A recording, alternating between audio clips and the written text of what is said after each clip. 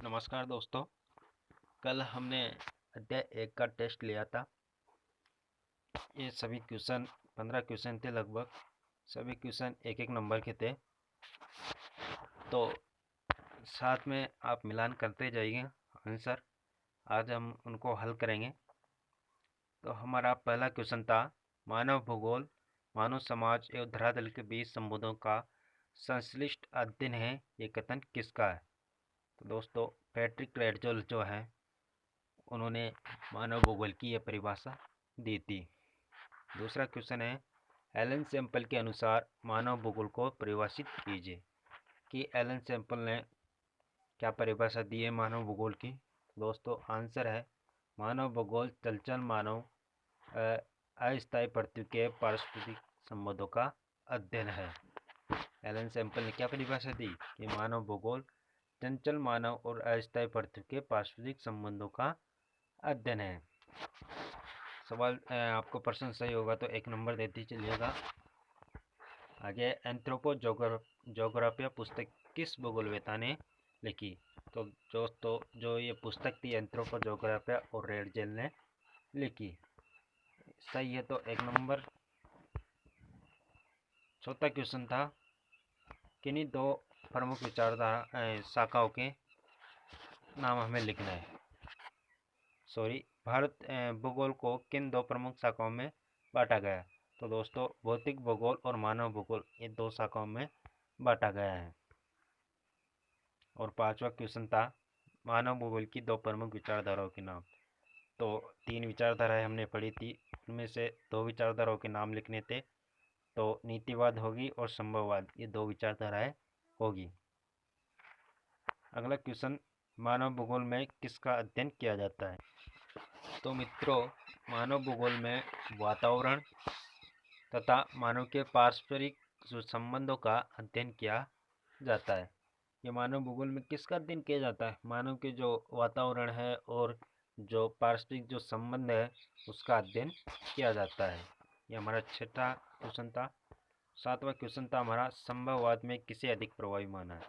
तो दोस्तों, संभववाद में मानव को अधिक प्रभावी माना है। अगर यहाँ पर नीतिवाद की पूछ लेता तो नीतिवाद में प्रभावी प्रकृति है दोस्तों।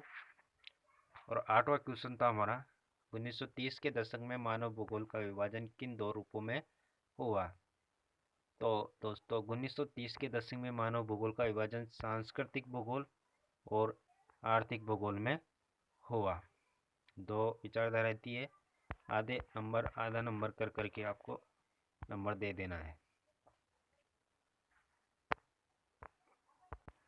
9वां क्वेश्चन था, मानव भूगोल का उद्देश्य क्या है? तो दोस्तों, मानव भूगोल का उद्देश्य प्रगति में मानव की विभिन्नताओं को समझना है। किसको? कि मानव भूगोल का उद्देश्य यही है कि मानव की जो अलग अलग जो विभिन्नता है उनको समझना है। 10वां क्वेश्चन था कि नवनीतिवाद क्या है? तो दोस्तों, पहले तो इसके प्रवर्तक कौन है? ग्रिफिथ टेलर की यह विचारधारा है जिसके अनुसार क्या प्राकृतिक नियमों का अनुपालन और मानव प्रगति पर विजय प्राप्त कर सकता है।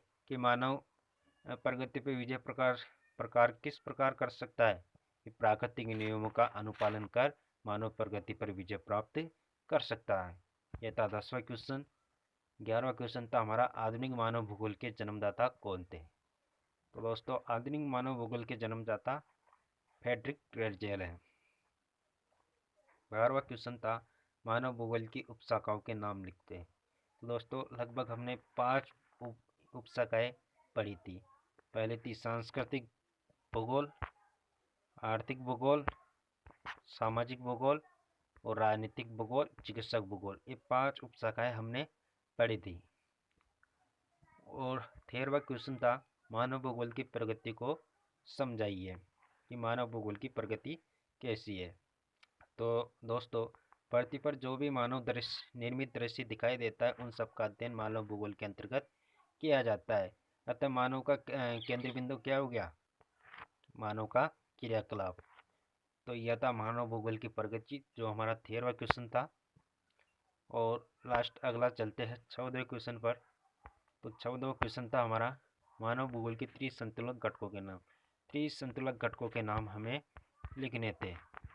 तो जैविक है, अजैविक है, सांस्कृतिक घटक। जिसने लिखा है 1 नंबर दे दीजिएगा। 15वां क्वेश्चन था नवनीतिवाद के प्रवर्तक कौन है? गिरफिट टेलर। तो ये थे हमारे फर्स्ट टेस्ट के 15 क्वेश्चन जो काफ़ी महत्वपूर्ण हैं। और इस चैनल पर नए हो तो चैनल को सब्सक्राइब करना और नोटिफिकेशन ऑन कर लेना, और साथ ही अपने दोस्तों को भी इस वीडियो को शेयर करना।